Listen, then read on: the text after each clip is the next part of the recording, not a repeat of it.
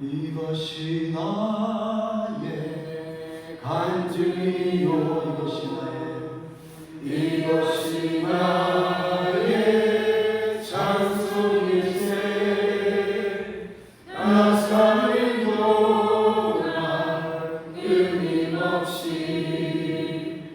그들을 찬송하리로다. 이것이 나의 간증이요 이것이 나의 찬송일세 나 사는 동안 끊임없이 그들을 찬송하리로다. 아멘. 여러분을 뵈니 주님을 뵙는 것 같습니다.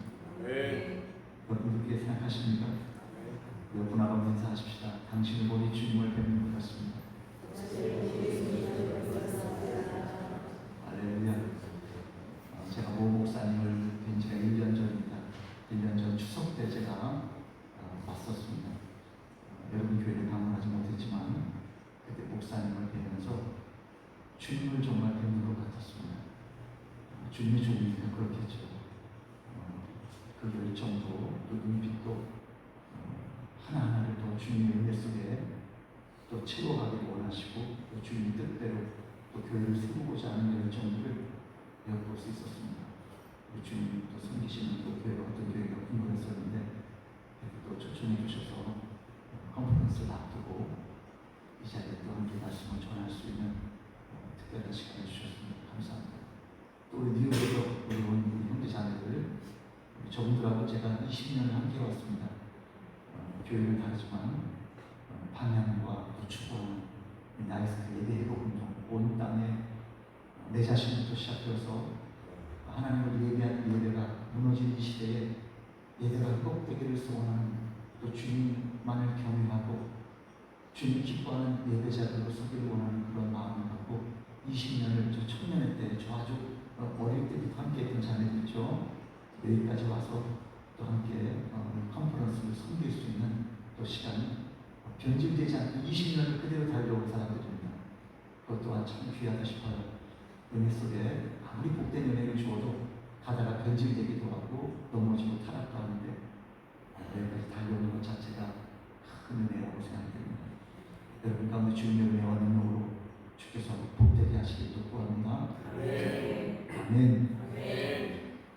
우리 성경을 열면 성경은 우리에게 믿음을 주죠. 특별히 요한복음이 그러한 말씀으로 기록되었지만 우리가 성경을 열 때마다 믿음의 눈, 곧 하나님의 관점이라고 하는 것이죠. 인간적인 관점으로 보는 것이냐 하나님의 관점으로 볼 것이냐. 성경은 우리에게 하나님의 관점으로 볼 때 열리도록 되어 있어요. 그래서 성경을 우리가 열 때 성령께서 하나님의 백성들, 주님의 자녀들에게 눈을 열어주셔요. 그래서 성경을 열 때마다 하나님의 관점, 하나님의 마음을 가르쳐 주시고 그리고 방향을 정하셔요. 방향은 우리가 아니죠. 방향은 하나님이셔. 그 하나님은 말씀으로 우리에게 오셨습니다.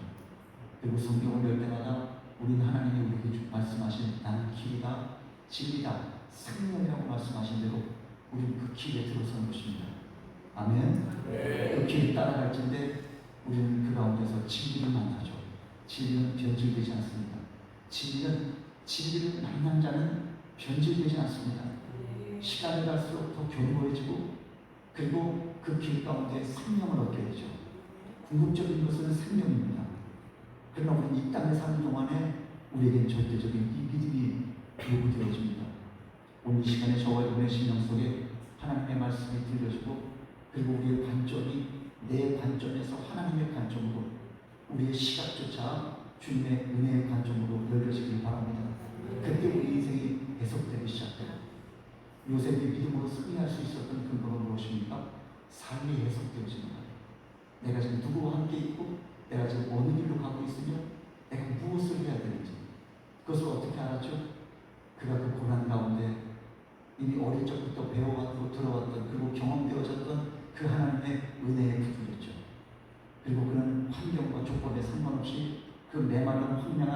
노예의 옷을 입고 버림받은 그리고 상처투성이될 수밖에 없던 그 상황 속에서 그는 분명히 하나님을 예배합니다. 그가 머물러 있는 그 자리에서 그는 하나님을 예배하고 하나님을 앙망합니다. 그리고 그의 얼굴빛을 보세요. 그의 얼굴빛은 실로 빛납니다. 마치 예수님의 얼굴을 보는 것 같습니다.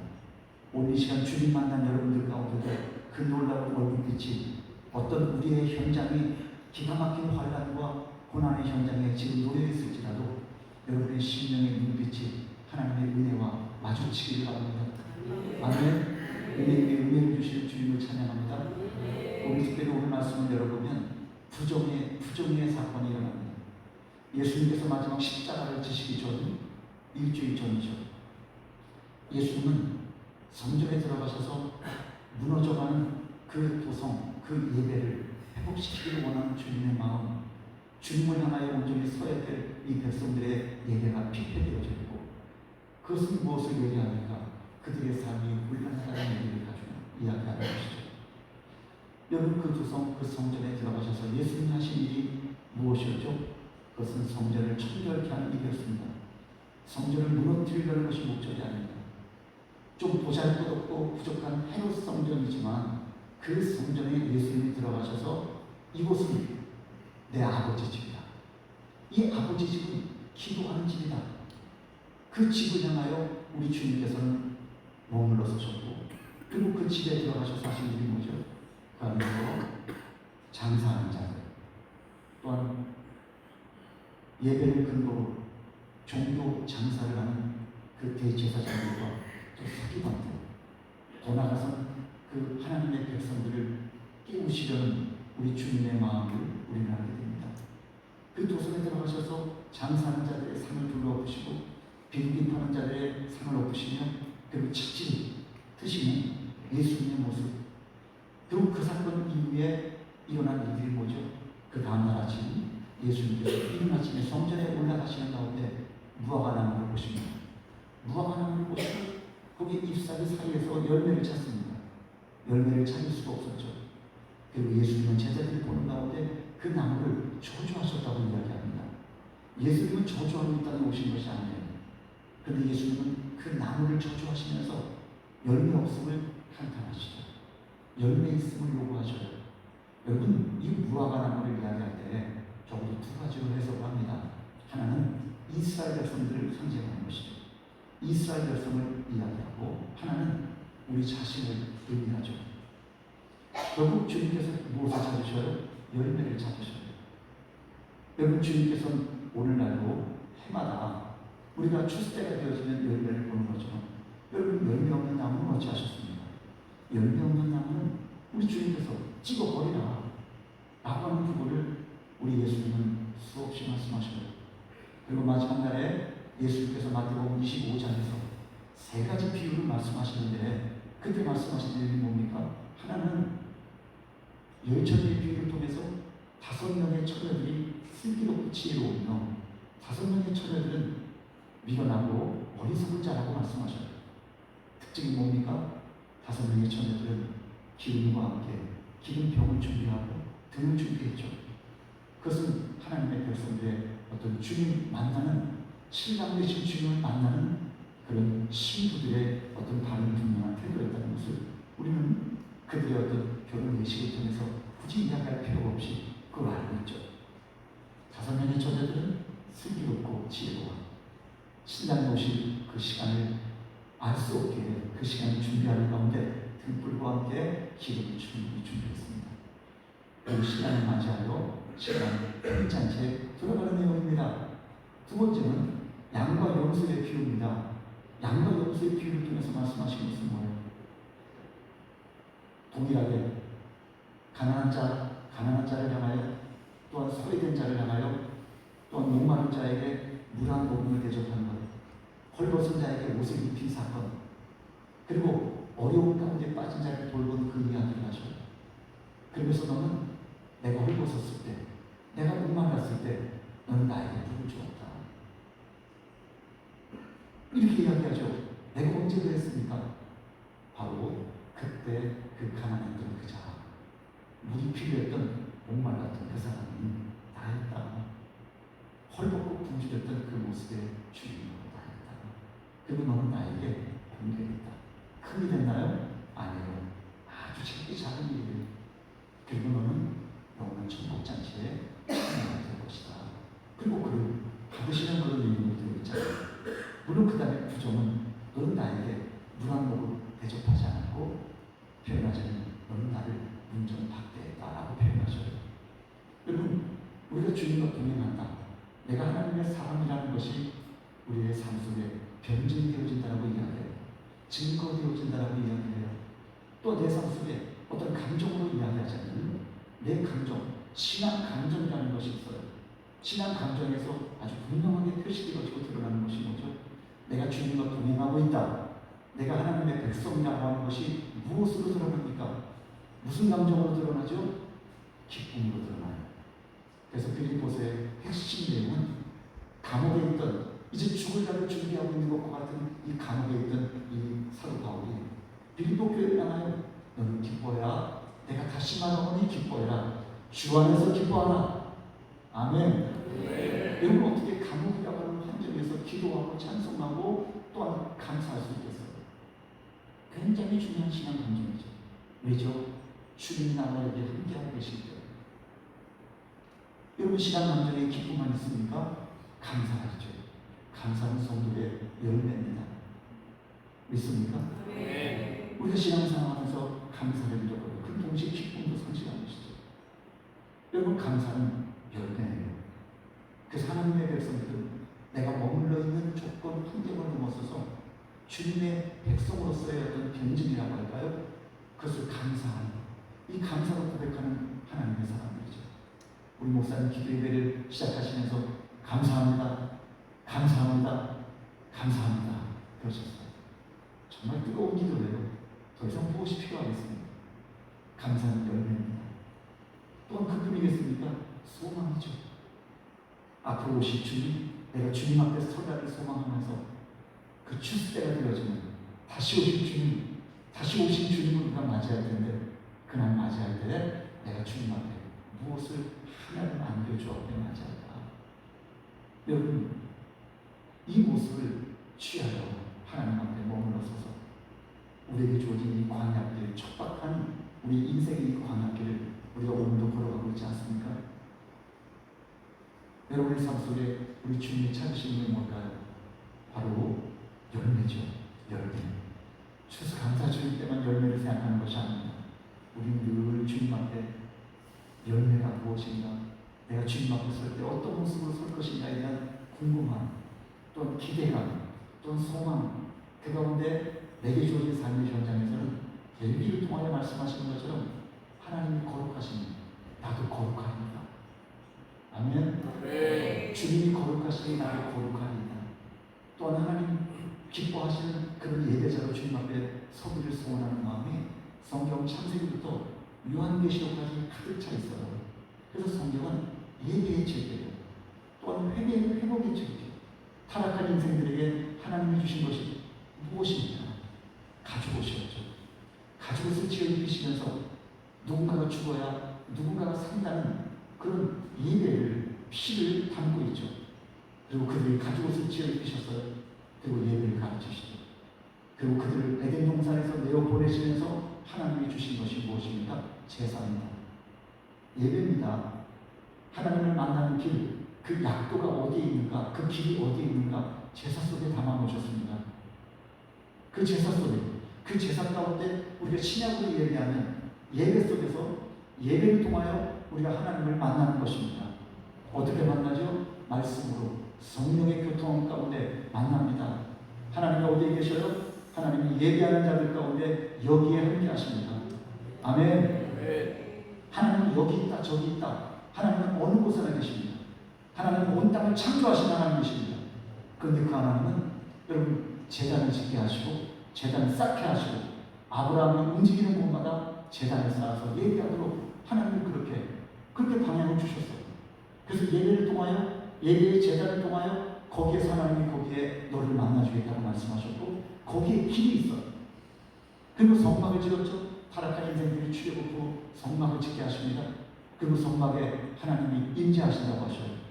그 작은 공간, 몇 평 안 되는 그 작은 공간에 그 우주보다 크신 하나님, 우주를 만드신 하나님, 그 하나님은 거기에 임재하신다고 하셔요.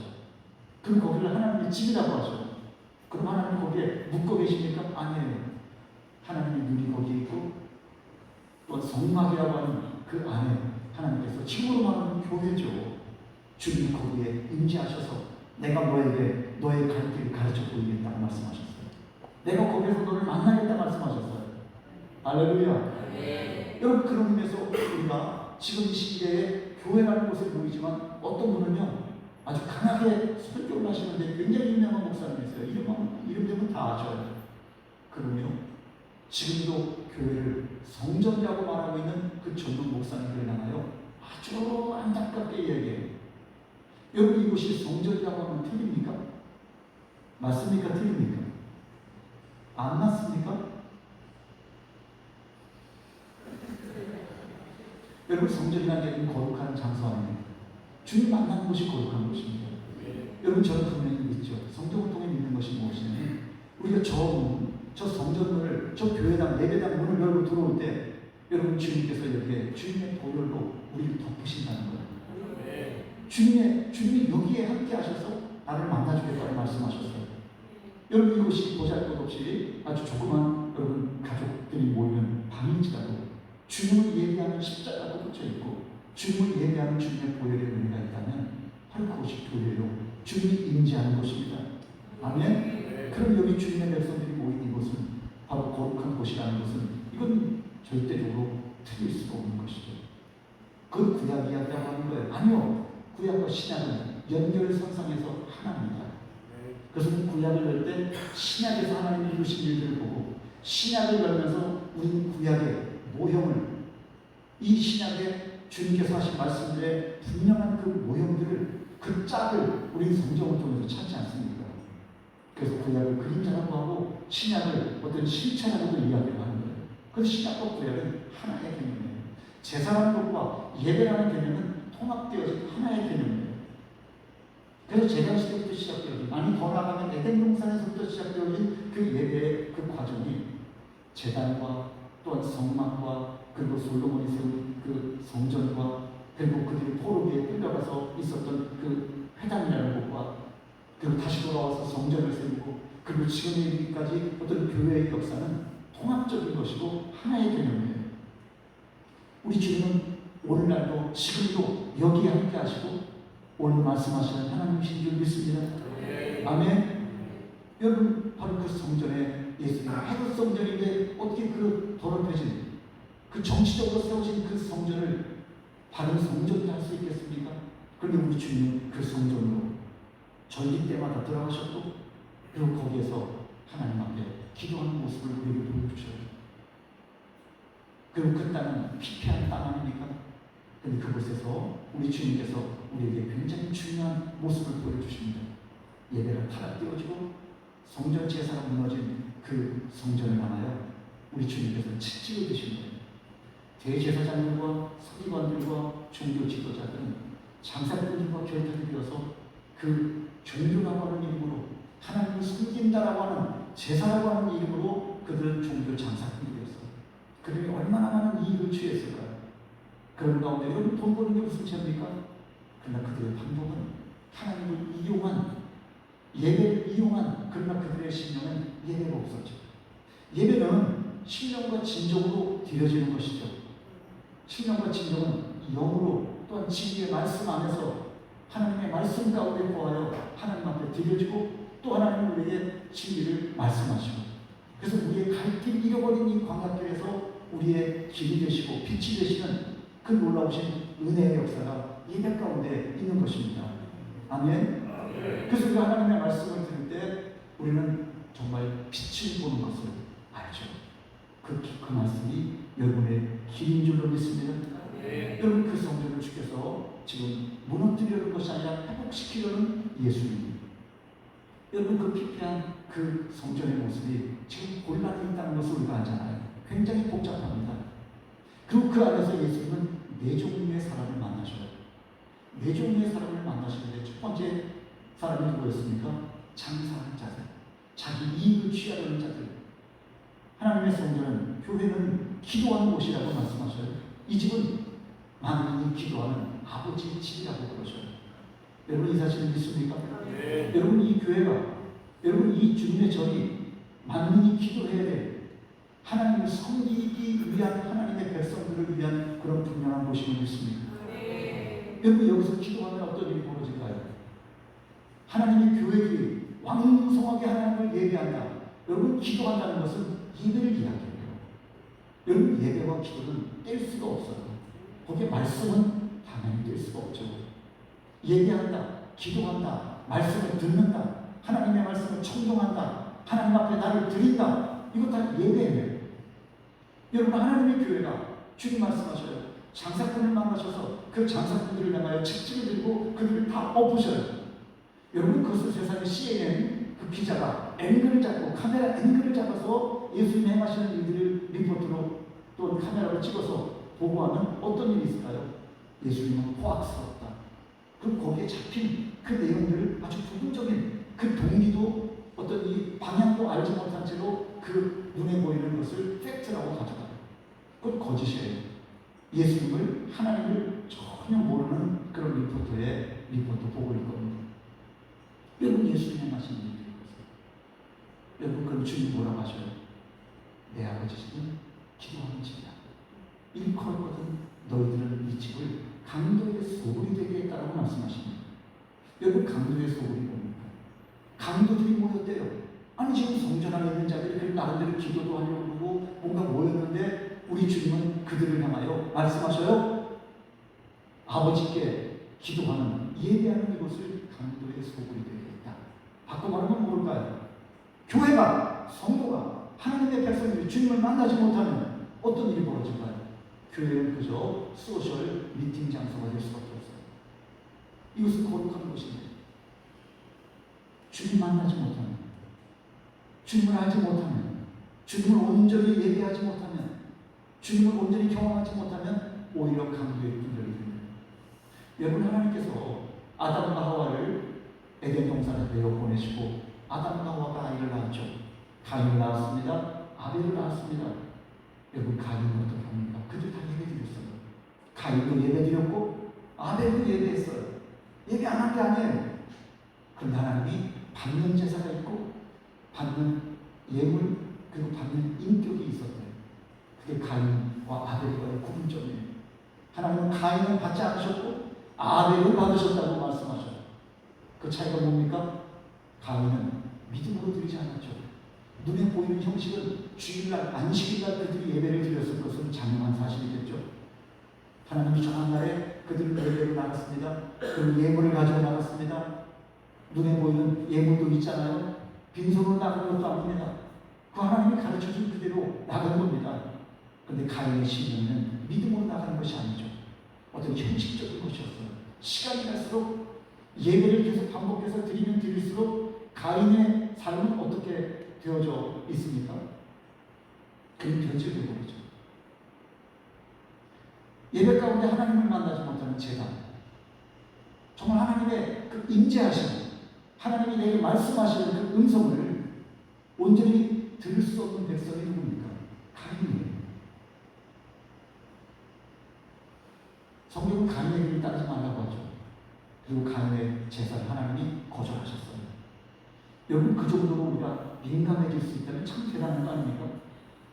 여러분 예배 드리고 나서 여러분 신경 속에 오늘 주님 제가 예배 실패했습니다. 그렇게 말할 수 있는 사람은 예배 성공자일 거예요. 실제로 그렇습니다. 하나님 제가 예배를 온전히 드리지 못했습니다. 하나님 불쌍히 여겨주십시오. 10초 5초 그렇게라도 예배 끝나고 내가 하나님 앞에 온전히 나가지 못한 것에 대해서 돌이켜볼 수 있다면 그 사람 예배 성공자일 거예요. 여러분 그렇게 생각되십니까? 나를 돌아볼 수 있는 시간 그렇게 길지도 않아요. 영적인 센서티브는 굉장히 민감해요. 가인은 하나님께서 직접 그에게 말씀하셔서 난 너 예배 안 받았다. 여러분 같으면 어떻게 하시겠습니까? 그러면 주님, 아니 제가 주님 앞에 지금 드린 예배를 주님이 기뻐하지 않으신다는 겁니까? 그 말은 뭐냐? 내가 너를 받을 수 없다는 얘기 안 됐습니다. 변질된 얘기였죠. 그러나 아벨은 하나님 인격과 그 예물을 받으셨대요. 아벨은 죽습니다. 첫 번째 순교자가 되는 것과 같죠. 예배를 위해서 목숨을 드릴 것과 같죠. 그렇게 죽을 줄 알고 죽었겠습니까만, 그러나 성경은 죽은 아벨의 소리가, 그 핏소리가 계속 우리에게 말씀하고 있다고 이야기합니다. 죽었지만 우리에게 예배를 말씀하고 있는 사람의 모델로 첫 번째 사람으로 아벨이 세웁니다. 어떤 예배예요? 눈에 보일 때 안식일도 날도 지켰습니다. 그리고 예물도 시레이조도 하나님 앞에 구별하여 드리는 피의 제사도 담겨 있습니다. 그리고 그 다음에 따라오는 것이 뭐죠? 믿음이죠. 그리고 그 다음에 무엇이 드러날까요? 순종이죠. 예배가 어디로 나타납니까? 우리가 오늘 찬양한 것처럼 너의 가슴 속에 있는 뜨거운 불을 드러내봐라. 그 찬양이었죠. 너의 가슴 속에 있는 그 뜨거운 불을 드러낼 수밖에 없죠. 그 속에 있는 것은 다 드러나게 돼 있어요. 감출 수가 없어요. 믿음을 어떻게 감춰요? 믿음은 현상으로 드러나게 돼 있어요. 그것이 순종이라는 것으로 드러나잖아요. 그것이 야고보서에서 우리에게 말씀하고 있는 아주 중요한 말씀입니다. 그건 성경 전체의 말씀이에요. 너 속에 있는 그 분명히 네 속에 담겨져 있는 그 믿음을 드러내봐라, 증거해봐라 라고 할 때 그 증거가 있단 말이죠. 그게 어찌 보면 열매라고 할 수 있어요. 그리고 하나님께서 그 다음을 역사하시고 인도해 가시는 그 현장이 아주 분명하게 그의 삶 속에 드러나게 되겠죠. 여러분, 그런 거죠. 결국 하나님께서 그들의 삶 속에 요구하시는 것을 보면 우리에게 요구하시고 또 하나님의 백성으로서 요구한다, 또 명령하신다라고 할지라도 하나님의 백성들은 어떻게 받죠? 믿음으로 받죠. 하나님의 잘못된 것이 분명합니까? 그러면 주님이 이렇게 조용히 얘기하셔도 그것을 아주 굉장히 무게 있게 맞습니다, 주님. 맞습니다, 주님. 제가 그리하리이다. 저 깊은 데로 가서 그물을 내거라. 예, 그리하리이다. 내 형편 거쳐지는 그 알지 못해도 그리하리이다. 그리고 깊은 곳으로 가서 그물을 내렸을 때 엄청난 그 고기를 잡게 되죠. 여러분, 그것도 열매가 아닌가요? 그리고 그것을 인하여 내가 이거 붙들고 내가 주님과 함께 동업하여 큰 어업에 있어서 대가가 되리이다. 그거 아니고요.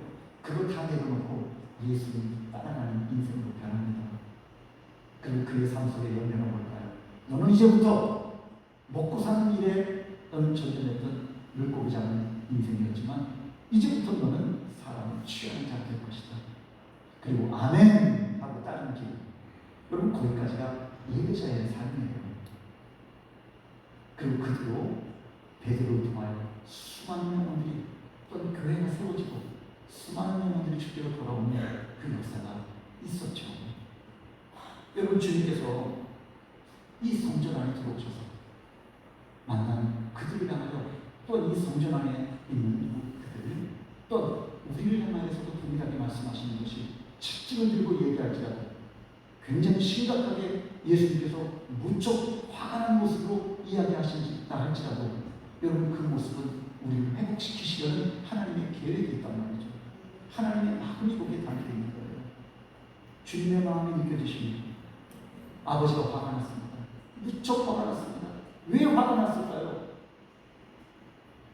여러분, 그 자식이 단순히 잘못했기 때문만이 아니에요. 그 방향이 틀어진 것을 보고 있기 때문에 그 방향에 대해서, 또한 이 아버지와의 관계에 있어서 지금 무너져 있는 그 모습에 대해서 너무너무 속상해하고 화가 나는데 그건 분노가 아니에요. 사랑이에요. 그리고 매를 들기도 합니다. 책찍을 듭니다. 그 자체가 분노가 아니에요. 그건 사랑이에요. 우리 인생 가운데 고난도 옵니다. 주님같이 책찍을 들고 치시는 것처럼 심각한 고난도 찾아옵니다. 여러분, 욥이라는 사람을 아시잖아요. 욥이 심각한 고난의 한복판에서 욥기서 23장 10절에 그렇게 그런 기도합니다. 앞으로 하나님이 안 계십니다. 내가 느낄 수 없습니다. 뒤를 봐도 옆을 돌아다봐도 하나님 알 수 없습니다. 내가 어찌할까? 그래서 이렇게 고백하죠. 나의 가는 길을 오직 그가 하시나니 그가 나를 발견하시면 내가 정돈되었나오리라. 아멘. 여러분, 그 고백은요, 고난의 통을 칭할 때 고백한 게 아니에요. 여전히 고난의 하나님, 어제도 오늘도 내일도 어찌됐어 어떤 기대감도 없는 그런 시간 동안에 하나님 나는 길 모릅니다. 한번 따라해 보시겠어요? 주님 나는 길 모릅니다. 주님 길이에요. 주님이 길 되셔서 내가 하는 길을 아실 거예요. 이게 믿음이죠. 그런 거라고 합니다. 마침내 나를 발견하시면 정금이 되게 하실 것입니다. 이것이 믿음의 고백이에요. 환경은 머리부터 발끝까지 만신창이에요. 자식도 잃고, 아내는 하나님을 욕하고 주도하는 거라고, 친구들 욕을 앉혀놓고 그 고난당하는 친구를 향하여 막 정죄하고, 인간의 어떤 이 의를 드러내며 하나님 앞에 내가 도대체 뭘 잘못했길래 이런 고난이 왔는지 돌아줘봐라. 어찌 보면 맞는 얘기로 보여요. 여러분, 고난당하는 자에게는요 그런 거 하면 안 돼요. 고난당할 때 나도 모르는 하나님의 어떤 섭리가 있어요. 내가 하나님 의를 행했는데, 선을 행했는데 억울합니다. 이것이 아니라 우리는 억울함도 지나가요. 믿음의 사람들은 억울함조차도 낭비하지 않아요. 믿음의 사람, 하나님의 사람, 열매 맺을 수밖에 없는 하나님의 백성들은 주님이 등짝을 쳐서라도 열매를 맺게 하시는데, 우리를 거룩하고 정결케 하시는 과정 속에 말씀을 주시고, 그리고 우리에게 고난도 허락하셔요. 그 모든 고난 속에서 요셉이라는 사람이 훈련되는 거 보세요. 버림받은 사람, 잃어버려진 사람, 노예에서 또 은혜를 하나님께 구했더니 감옥으로 들어가는 이 억울함까지, 내 몸을 하나님 앞에 나는 저 범죄할 수 없나이다. 아이, 그래도 감옥으로 들어갑니까? 하나님이 살아계시다면 그럴 수 있습니까? 아니, 끝난 게 아니잖아. 억울해하지 마세요. 아직 끝난 게 아니에요. 이렇게 한번 따라해보세요. 억울해하지 마세요. 아직 안 끝났어요. 의로우신 하나님이 해와 같이 빛나셔서 역사하셔요. 아멘. 결국 하나님이 그리하실 것을 거기까지 믿고 바라보는 게 믿음이에요. 그래서 믿음의 사람들은 고난조차도 낭비하지 않아요. 편안한 생활 없어요. 우리 인생 자체는 고난 속에 살아가요. 웃음이 있는데 동시에 거기에 고난이 있어요. 근데 그 시간이 지나가야 돼요. 여러분, 이렇게 우리 주님께서 오셔서 우리 가운데 행하시는 일들을 보면 참 오묘하고, 그 보이지 않는 하나님의 형상은 보이는 예수님으로 이 땅에 오신 거잖아요. 믿습니까? 네. 골로새서 1장 15절에 보이지 않으시는 하나님의 형상을 입고 오신 분이 예수 그리스도라는 말씀을 아주 분명하게 하셔요. 천사가 범죄했을 때도 예수님이 이 땅에 오지 않으셨어요. 그러나 사람이 범죄했을 때 예수님은 인간의 몸을 입고 오시겠다 작정하셨고, 오셔서 십자가를 지고, 지금 십자가를 앞에 두고 계신 예수님이 마지막 성전에 들어가셔서 성전의 그 모든 혼란하고 잡다한 이 세상을 대표하고, 그 잡다하고 혼란한 이 세상을 잠식시켜야 될 하나님의 교회를 향하여 꾸짖고 계신 그런 모습이죠. 채찍을 드신 모습이죠. 이 말 듣고 싶지 않아요. 누가 이 분노하는 얘기를 자꾸 듣고 싶겠어요? 거기서 우리 주님은 바로 장사하는 사람들을 만나셨어요. 그리고 그들을 채찍질을 당하시며 우리 주님께서 성전 청결 작업을 하시는 회개일을 책망으로 시작하셔요. 그리고 예수님이 두 번째 만난 사람이 있죠. 대제사장과 서기관들입니다. 대제사장과 서기관들은 어떠합니까? 그들이 하는 일이 뭐죠? 어린아이들. 이 예수님이 성전에 들어오시자 어린아이들이 예수님을 알아봤어요. 어린아이들이 예수님을 막 찬미하고 있는 거예요. 그래서 대제사장과 서기관들은 그들을 보고만 있었어요. 어린아이들은 예수님을 보고 있는데 대제사장과 서기관들은 예수님도 보지만 예수님에 대해서 큰 분노를 갖고 있고, 왜? 어린아이들이 예수님을 보면서 찬양을 하는 거예요. 오늘 우리 찬양대의 그 찬양이 주님을 바라보고 하신 것이죠. 아멘. 우리의 찬양은 누구를 바라봐요? 예수님을 바라보는 찬양이잖아요. 예수님을 존귀하게 하는 찬양이에요. 어린아이들이 어떻게 알았을까요? 어떻게 아벨이 하나님 앞에 피해 제사를 드리고 하나님 앞에 이렇게 제사해야 된다는 것을 어떻게 알았을까요? 좋은 것은요, 보고 듣고 배워야 할 수 있어요. 그것이 몸에 습관이 되고 인격이 돼야 좋은 것이 나와요. 나쁜 것은요, 안 배워도 잘해요. 나쁜 짓을 여러분 배워서 참 신기하잖아요. 가르친 적도 없어요. 그런데 나쁘고 못되고 악한 것들은 우리 속에 그것이 마치 죄의 창고와 같이 그냥 온갖 죄에 로마서 1장에 보면 21가지의 죄의 목록이 나와요. 그게 우리 속에 다 있다는 거 아닙니까? 우리가 주님의 은혜 그게 다 없어집니까? 없어지지 않아요. 죄 사함을 받지만 우리는 하나님의 성령과 말씀으로 충만하여 거룩해지는 이 과정 속에 우리가 우리의 죄를 억어시키는 거 아니겠습니까? 죄를 선택하지 않냐고 하나님의 손을 선택하려고 우리 매일매일도 영적인 싸움을 싸우지 않습니까? 그 죄가 뭔지를 알고 있잖아요. 내게서 나오는 것을 딱 보면서 아이고 주님 죄입니다. 아이고 주여 이 정도가 되잖아요. 이 정도. 할렐루야. 네. 죄가 나오는데요. 내게서 순물이 나왔는데 즉시로 인식을 해버리잖아요. 아이고 죄입니다. 주님. 오래도 안 해요. 짧게 할 수 있어요. 주님 용서 주십시오. 여러분 그 사람이 아벨 같은 예배를 잘했어요. 그거 다 배웠어요. 그리고 성령께서 배우와 율법 속에 은혜로 깨닫게 하시고 성령께서 조명하셔서 그 말씀이 삶의 현장에서 생각나고 증거되죠. 그게 예배자예요. 예배자의 삶은 그래서 그냥 단순하게 우리가 주인이 됐으니까 우리가 예배에 와서 하나님의 복을 받으리라. 이게 아니죠. 이미 복받은 자들이 예배에 나오는 것입니다. 아멘. 이미 여러분은 복을 다 받으셨습니다. 이제 앞으로 받아야 될 복들이 있겠죠. 그 복은 회복으로 우리가 우리의 삶 속에 계속되어지는 회복으로 드러나게 되겠죠. 예수님을 닮아가 그리고 우리의 삶 속에 하나님을 기뻐하는 예배자로 내가 섭니다. 그런 모습으로 우리 하나님을 사랑하는 모습이 예배로 드러납니다. 그리고 우리의 삶 현장에서는 예수님의 형상이 드러나는 것이죠. 그것을 갈라디아서 5장 22절에서는 뭐라고 합니까? 성령의 9가지 열매를 말씀하십니다. 오직 성령의 열매는 사랑과 희락과 화평과 오래 참음과 자비와 양선과 충성과 온유와 절제니 이 같은 것을 금지할 법이 없느니라. 아멘. 열매죠. 이 성령의 열매는 혼자 있을 때 하나님과의 교통 속에서 드러나는 부분이죠. 희락과 화평.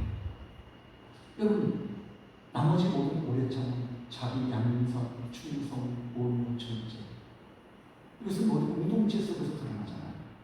사람을 만날 때 내가 사랑하고 싶지 않은 그 사람을 만날 때 가정에서 직장에서 우리의 삶의 현장에서 그것이 로마서 12장 이후로 말씀하시는 예배자의 모습으로 드러나지 않습니다. 오래 참을 수 없는 사람한테 오래 참을 수 있는 것. 믿음 없이는 예배가 회복되지 않으면 그거 불가능해요. 고난을 왔어요. 고난을 어떻게 내가 유익으로 가져갈 수 있겠습니까? 광야길을 어떻게 내가 이것을 하나님의 은혜 속에 내가 지금 노예로 팔려왔고 내가 지금 노예가 되었고 내게 주권이 아무것도 없이 더군다나 젊은 10대 말 20대 초반에 아주 젊은 친구가 어떻게 그 건강 속에서 기뻐하고 오히려 다른 사람을 돕겠다라고 나서며 어떻게 그 고난의 시간을 지나갈 수가 있겠습니까? 나이라고 상관이 없는 거예요.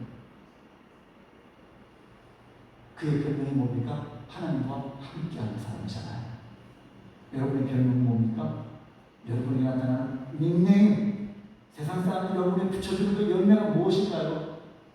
저는 하나님과 함께하는 사람이에요. 고난이 없고 다 잘 되기 때문에 아니에요. 그렇지 않은 기가 막힌 상황 속에서 견디는 것, 이게 성령의 은혜 없이, 주님의 은혜 없이 어떻게 가능합니까? 불가능합니다. 그래서 하나님의 사람들, 여러분 감옥에 들어갔는데 거기에서도 하나님을 찬미하고 기뻐하는 여러분 사도행전 16장에 사도 바울과 신라를 보세요. 그러지 하나님께서 그 털을 다 움직이시고 그 안에 다 일으키는 거 보세요. 무엇을 보는 겁니까? 여러분 대제사장들과 서기관들은 하나님을 찬미하고 예배하는 그들을 향하여 막 분노합니다. 어린아이들 향하여 분노하는 거예요. 어린아이보다 못한 것이죠. 그들은 대제사장, 종교 지도자들입니다. 율법을 잘 아는 자들입니다. 나름대로 하나님을 잘 아는 사람들입니다. 성경에 대해서 박사 전문가입니다. 메시아가 어떤 모습으로 올 것인지 그들 다 알고 있는 자들입니다. 성경을 늘 거룩하게 쓴 사람들입니다. 서기관들도 그렇습니다. 근데 그들은 다 불응하고 있었다고 성경은 이야기합니다. 무엇 때문에? 예수님을 예배하고 예수님을 찬양하는 걸 보고 불응했다고 이야기합니다. 이게 성전에서 일어나는 말도 안 되는 난센스가 벌어지는 거 아닙니까? 하나님을 사랑하는 자가 하나님을 사랑하고 찬양하고 있는 어린아이를 보면 얼마나 감동이 됩니까? 저는 오늘 우리 청년들이 찬양하고 하나님 앞에 그렇게 일부러 눈물을 흘리는 겁니까? 아닙니다. 하나님의 은혜가 감사하여 고백하는 고백과 함께 흘리는 눈물이겠죠. 얼마나 아름다운 것입니까? 주님을 찬양하고자 하는 어린아이들 눈망울을 볼 때마다 참 놀랍지 않습니까? 부럽고 참 귀하다. 은혜가 된다. 나도 저렇게 하나님을 예배하구나. 그의 마음이 희망과 말하자면 예배가 상실되어진 하나님의 이름을 거론하여 제사도 집례하고 예배도 이끌고 있는 그 리더가 그 대제사장이 그리고 성경을 사랑한다라고 하고 성경을 필사하고 있는 거룩한 그들의 성경을 쓰려면요 적어도 일주일 동안 자기는 정결하게 만들어야 돼요. 여자도 만나지 않고 오직 하나님과 교통하기 위하여 자기 성결케 하는 목욕을 하고 그리고 붓을 들고 여호와의 이름이 나오면 붓을 바꿔서 이 정도로 서기관들이 하는데 근데 그들이 하나님을 사랑한다고 하고 성경을 사랑한다고 말하는 것 같은데 그들의 모습은 전혀 그렇지 않은 것이죠. 어쩌면 오래 신앙생활을 하면서 이런 모습으로 변질되어진 우리 한국교회의 모습은 없는 거예요. 아니 머리 갈 것도 없죠. 내가 그렇지 않은가. 목사인 내가 목사로서 목회를 인도해온 자 설교를 얼마나 세워보니까 얼마나 많이 해왔는지 내가 과연 하나님 성도들을 이끌고 있다며 나는 혹시 예배와 변질되어진 모습은 혹시 없는가. 찬양하는 모습을 보면서 내 마음속에 그것을 기뻐하고 그리고 그렇지 못한 내 모습을 보고 안타까워하는 마음이 내게 있는가. 오늘 예배 시작하는데 그 마음을 저에게 주시더라고요. 여러분 주님께서 대제사장과 서기관들을 또 만나셨죠. 그들은 어찌하여 이 어린아이들이 부르는 이 찬양의 장소를 듣고 있어. 다른 복음서에 보면 이 어린아이들이 나를 찬양하지 않으면 이들이 나를 찬양하지 않으면 내가 돌들을 들어서 찬양할 거야. 주님이 그렇게 찬양하고 하시다. 찬양이 뭐죠? 예배의 결정체예요. 주님 만나지 않는 사람은 찬양할 수가 없습니다. 주님 사랑하지 않으면 주님 사랑한다는 노래를 반복하는 게 찬양이에요. 찬양은 곡조가 없어도 돼요. 없을 수 있어요.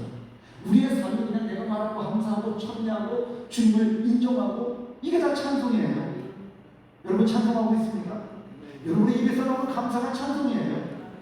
그게 성도의 열매의 부분 아닙니까? 신앙 감정은요 굉장히 중요합니다. 19세기 종교개혁을 이끌었던 조나단 에드워즈, 미국의 어떤 부흥을 일으켰죠. 작은 곳에서 일어나는 일이에요. 그 속에서 지옥 설교를 하는데 세상에 그 설교를 이렇게 원고를 들여다보고 그 긴 설교를 쭉 불을 켜고 그 원고를 읽고 있는데 성도들은 다 울고 있는 거예요. 왜? 내가 지옥에 떨어져 있는 것 같은 거예요.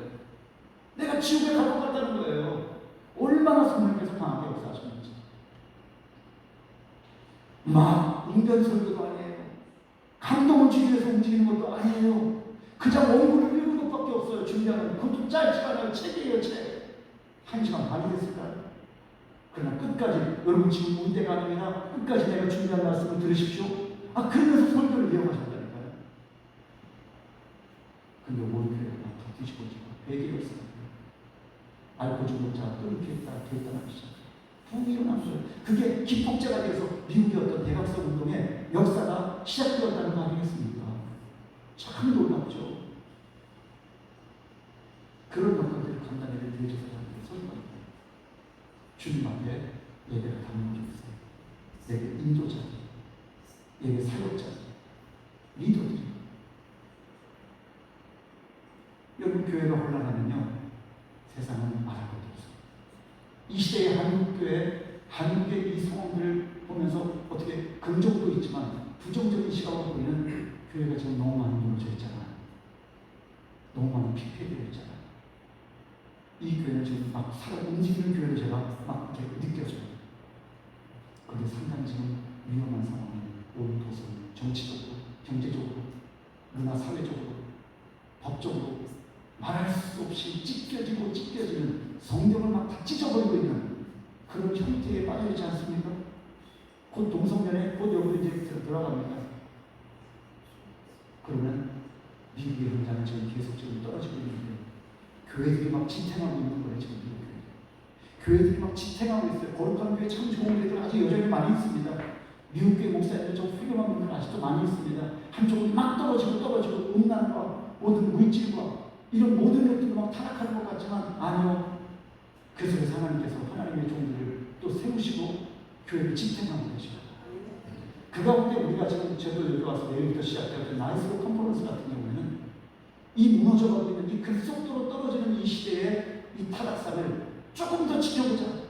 사실 그런 몸부림밖에 되지 않아요. 그러나 그 자리를 지켜보자. 하나님이 기뻐하는 예배자를 세워보자. 그런 성도들을 한번 일으켜보자. 우리가 할 수 있는 건 아니다.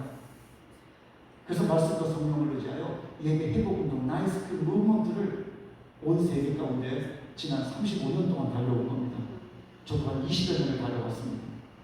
끊임없이 컨퍼런스도 하고 내게 주어진 이익은 아무것도 없어요. 은혜죠. 은혜밖에 없어요. 어떤 내 유익과 어떤 다른 것이 없어요. 그저 우리 도성에 하나님 예배가 무너진 이 도성에 거기에 그냥 엎드려서 그냥 우는 거예요. 하나님 불쌍해요. 부흥의 때를 열어달라. 작은 소수가 모였을지라도 바로 그렇게 하나님 예배가 회복되어서 다시 회복되기를 불같이 일어나기를 소원하는 마음을 담아서 미국에서 저 청소년 청년들이 지난 20년 동안 변함없이 지난 6월달에 저희 교회 아틀란타에서 컨퍼런스를 하고 찬양들을 하고 그리고 여기 또 다시 온 거예요. 누가 돈을 줄까요? 아니요. 교회도 돈을 내지 않아요. 다 저들 각자가 준비해서 저도 마찬가지예요. 그렇게 해서 오는 거예요. 그 짧은 시간에 섬기고 그게 다예요. 무슨 생색이 없어요. 은혜로 내게 주어진 것들을 이 무브먼트를 통해 하나님 나누고 이것이 확장되어지게 해주십시오. 한국교회 가운데 이것이 다시 하나님 기뻐하는 예배가 회복되기를 소원하는 거예요. 대제사장과 서기관들이 깨어나야 돼요.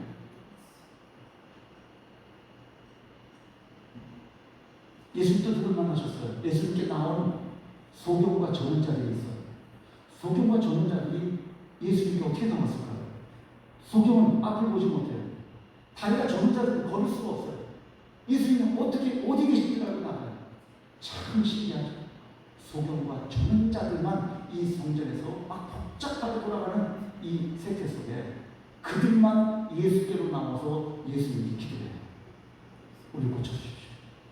우리 회복시켜 주십시오. 주님 그들을 회복시켜 주십시오. 할렐루야. 여러분 이렇게 위태롭고 복잡한 한쪽에서 막 누가 막 복잡하게 일어나고 돼지 사람들은 막 그들이 향하여 눈총을 주고 신음이 일어나고 있는 이 성전 안에서의 일이에요. 이게 지금 성전 안이 복잡하면 세상 밖은 말할 것도 없어요. 하나님의 백성들, 택한 주님의 백성들이, 우리 성도들이 하나님의 교회, 기도하는 교회를 강도의 굴려로 만들어버리면, 아니 교회를 얘기할 것도 없어요. 내 신령, 내가 성전이라고 그러시는데 내 몸이 하나님이 거하시는 거룩한 성전인데 이 성전이 아니 되면 어찌 합니까? 우리가 깨끗해서 성전이 아니에요. 주님의 영이 우리 가운데 임하시기에 우리가 성전인 거예요. 하나님의 성령이 너희 안에 거하실 줄 알지 못하느냐? 계십니까? 성령이 아니고는 구원받을 자가 없죠. 신뢰할 수가 없습니다. 누가 주께로 나와요? 그 복잡한 상황 속에 앞도 볼 수 없고 걸어서 갈 수도 없는 그들이 기어갔을까요? 서로 업어서 그리하여 걷지 못하는 자를 업고 소경이 다리 저는 자를 눈 삼아서 예수님께로 나갔을까요? 몰라요. 근데 그들만 예수께 나가도록 그럽니다. 그러나 예수께로 나가는 자들은 다 삽니다. 주께로 나가는 자는 다 삽니다. 예수님께로 나갔던 흉병에 앓았던 그 여인, 온몸을 부들부들 떨면서 예수님께로 나아갑니다. 예수님을 알고 계셨죠. 예수님께로 완전히 와서 몸에 손을 댈 때, 그때 예수님이 그를 고치셔요. 그렇죠? 중풍병 친구를, 4명의 친구들이 그를 데리고 예수님께로 나아갑니다. 길이 막혔어요. 너무 많은 사람이 있으니까. 그때 위를 쳐다보고 저 친구를 뜯어서라도 이 친구를 내려야 되겠다 하고 내렸을 때 예수님이 그것을 보고 무척 기뻐하셔요. 그리고 그를 회복시키고 그의 죄사함까지 허락하셔요. 할렐루야. 회복이죠. 회복이에요. 죽게로 나온 자들은 다 회복됩니다. 이 교회 소망 있는 교회로, 이름도 소망 있는 교회예요. 여러분 그렇습니다. 우리 교회 오면 당신 다 삽니다. 믿습니까? 우리 교회 오면 다 당신 삽니다. 이게 전도예요. 우리 목사님하고 만나보세요. 이상한 얘기 아니에요. 교주를 소개하는 것도 아니에요. 옛날에 전도법이요. 성도들이 다 교회 가서 그때 얼마나 성령께서 교회마다 말씀과 성령으로 얼마나 역사하셨는지 성도들이 다 회복이 되는 거예요. 그리고 주님께로 나가서 회복되고 그들이 나가서 우리 교회 한번 와보세요. 그리고 그 교회에 갔더니 거기서 우리가 주님 만나서 교회의 기름이 되잖아요. 여러분 우리 교회 오면 삽니다. 우리 소망 있는 교회 오면 삽니다. 아멘. 여러분 주님께로 나가 주님 만난 사람들 그들의 인생을 보세요. 여러분 그러고 나서 바로 무화과나무 그 열매를 우리 주님이 요구하시는 거예요. 단순히 기도하면 너도 이와 같이 삶을 옮길 것이다. 그 내용만 있는 게 아니에요.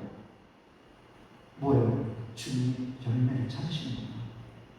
때가 아니니까 못 거두는 게 당연하지 이렇게 보면 안 돼요. 그 부분은 성경학자들이 그 표현을 때라고 이야기하는 것 뿐이에요. 근데 예수님이 그 때를 모르시니까 무화과나무도 만드신 분인데요. 근데 주님은 우리에게 열매를 요구하셔요. 열매를. 그리고 마치 하나님의 백성들은 열매 맺게 돼 있어요. 전도문의 삶 속에 그런 풍성한 열매가 여러분의 삶의 현장에서 뚜렷하게 보여지고 증거되어지고 변증되어지길 바랍니다.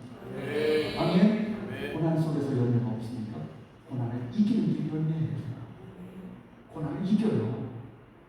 환경 조건 뛰어넘어요. 지탱하기 힘들어요. 무척 고달퍼요. 온몸이 다 만신창이 되는 것 같아요. 여러분 저를 잠깐 이야기하잖아요. 저는 태어날 때 어머니가 자궁암을 걸리셨어요. 자궁이 다 상해버렸어요. 형을 낳고 저를 낳았는데 간단하게 이야기하자면 하나님께서 우리 어머니 얼마나 그때 기도하셨어요. 믿음도 없었어요. 하나님 앞에 절규하며 기도하셨대요. 기도할 줄도 모르니까 십자가를 찾았어요. 하나님 도와주셨어요. 십자가에 얼마나 기도했는지 집배받아 쫓아다니면서 그 몸이 만신창이 되어서 쓰러지고 냄새나는데 수술할 수도 없고 힘이 없으니까 돈도 없고 가난하고 사람들은 냄새난다고 막 저리 멀리 가요. 그러는 가운데 예배 가운데 하나님을 만난 거예요. 말씀 듣는 가운데 하나님을 만났어요. 그리고 주님께서 그 예배 가운데 치료의 영을 부으셨어요. 실제적인 이야기예요. 그 얘기를 저한테 평생을 하셨어요. 하나님이 나 자궁을 고치고 너를 낳았다. 하나님의 은혜다. 넌 주의 좀 되라. 그러셨죠. 그리고 제가 주님을 만나고 제가 스스로 저의 인생을 주님께 몰사로 드렸지만 여러분 그런 메시지가 있죠. 저희 아버지는 한쪽에 다리가 붉으셨고요. 그리고 알코올 중독자셨어요. 술, 담배, 알코올을 얼마나 드시는지 다른 안주도 필요 없어요. 그냥 마시는데 드시지 않으면 온몸이 다 떨어요. 그러다가 술도 알코올 중독 때문에 돌아가셔요. 그거 제가 처음 발견했죠. 그리고 막 얼마나 때리고 집에 막 난리가 나고 화장실도 갈 수 없으니 집을 막 오물다는 냄새 소재들이 다 방에서 빠지고 이게 막 엎어지고 걸을 수가 없으시니까 마지막에 그럼 그거 제가 그것도 치우고 그리고 매를 맞고 뭐 나가기도 없고 그런 가운데 하나님께서 은혜 주셨죠. 그 시간이 지나게 하셨어요. 생생하죠. 더 갔으면 어떨까 싶었어요. 근데 하나님께서 저희 어머니를 잘 지탱케 하셨어요. 어머니 그것을 다 은혜로 늘 끼어서 기도하시면서 하나님의 은혜로 그 고난의 시간을 함께 지나게 하셨죠. 그리고 그 다음에 하나님께서 은혜 주시고 여기까지 온 것인데 돌아보면 은혜예요. 또 이렇게 얘기하죠. 알코올 중독자에게 알코올 중독자가 나오는데 저는 알코올 되고 싶지도 않고 된 적도 없고 그럴 필요도 없고, 그리고 하나님 앞에서 나라는 존재를 온전히 드리기를 소원하는 마음, 그 마음이 있으면서도 연약함이 있죠. 저는 여러분이나 하나님의 택한 백성이 분명한지 분명하게 우리 주님께서 그 고난 중에, 고난과 혼잡하고 복잡한 상황 속에 하나님의 백성들은 그 혼잡함 속에서 주님께로 나아가요. 믿습니까? 아멘. 복잡한 세상 속에서 한탄하고 있지 마세요. 그때도 다 불안하고 복잡하여 저 주님께로 가는 길이 멀어 보이는 것 같은데 그들은 소경도 다리가 저는 자도 기어가는지 어떤 모양인지 주님께로 나아간 것처럼 여러분 주께로 나가는 여러분 다 회복될 줄 믿습니다. 이번 날 컨퍼런스를 통해서 하나님 행하실 일들이 또 분명히 있음을 믿습니다. 예배가 회복자에게 나타나는 현상이 나이스트라고 하는 5가지 이름입니다. 그것은 영어 표현인데요. 이거 다 이해할 수는 없지만 잠깐 이해하자면 새벽기도, 그리고 성경기도, 그리고 개인전도, 그리고 주일 성수, 그리고 일조 전납이라고 하는 5가지인데요. 이것은 예배가 회복되어지기를 소원합니다. 또 예배가 회복되어지는 사람들에게 나타나는 현상들이에요. 변질이라고 할까요? 그래서 그들은 기도를 사모해요. 하나님의 사람들은 성전이 기도의 처소인 줄 알아요. 그래서 기도가 살아나는 것은, 그래서 기도도 훈련해요. 하나님 앞에 기도하는 것, 어떻게 하나님 앞에 나아갈까? 왜 나아갈까? 그리고 성경 애도 하나님의 말씀은 우리의 길이다. 하나님의 말씀은 사랑하라 명령으로 보이죠. 하나님의 말씀 붙든 자 여러분 리더가 됩니다. 하나님의 말씀이 붙들린 자 회복자가 됩니다. 믿습니까? 그것에 대한 중요성들을 연습하는 시간이 우리 나에서 짧은 컨퍼런스 시간입니다. 그리고 개인전도 이번 성도의 열매다. 열매가 무엇입니까? 사람입니다. 여러분을 통해 또 다른 여러분들의 삶의 현장이 누군가에게 만들어지도록 여러분이 그런 회복자로 서는 것입니다. 또 주일 성수, 우리가 주일날 나온 것입니다. 이 주일 성수는 뭐예요? 성령의 교통이 있는 주일 성수, 하나님이 기뻐하는 예배자가 되자는 거예요. 성령의 교통이 뭐예요? 성령과 코미니온, 성령의 임재를 말씀을 통해서 깨닫고 그리고 성령의 그런 동행하는 하나님께서 내적인 증거와 외적인 증거가 나타나요. 할렐루야. 그것이 성령의 열매로서 관계 속에도 나타나잖아요. 그것을 그러지 못할 때 성령의 사람은 민감하다는 열매예요. 그 마지막 5번째는 컴플릿 오퍼링, 1조 전납, 10의 1조라고 가르칩니다. 10의 1조는 본향이에요. 우리의 시간과 우리의 인생 전체적인 거예요. 그리고 우리의 몸을 하나님 앞에 살인제사로 드리는 모습으로 나타나는 것이죠. 그것을 끊임없이 배우고 또 가르치고 그리고 우리의 삶 현장에서 그렇게 하나님의 앞에서 살아가자는 것을 또 점검하고 결단하는 시간이죠. 그래서 교회에 돌아와서 하나님의 교회를, 하나님 기뻐하는 교회를 예배의 도성으로 하나님의 영광 돌리는 그런 교회를 세우고자 하는 것이 우리 나이스크 예배 회복 운동의 어떤 목표입니다. 여러분의 삶 속에 큰 은혜의 역사로 이번 컨퍼런스 기간 동안에 역사하실 것을 믿습니다. 이 교회 가운데 하나님의 은혜로 주께서 덮으시고 역사하실 주님을 기대합니다. 여러분의 주님 앞에 드십시다. 기도하겠습니다. 하나님 아버지, 주님 우리의 삶의 현장에 찾아오셔서 우리를 회복하신 주님, 또 우리 또한 회복자로 하나님 서기를 소원합니다. 우리 인생을 만나는 사람, 또 우리를 통하여 하나님의 영광을 드러나게 하시고 하나님 복된 열매 하나하나 주님 앞에 올려드리는 우리 인생 되도록, 주님을 평화롭게 하는 죄들 되도록 역사해 주시옵소서. 예수님 이름으로 기도합니다.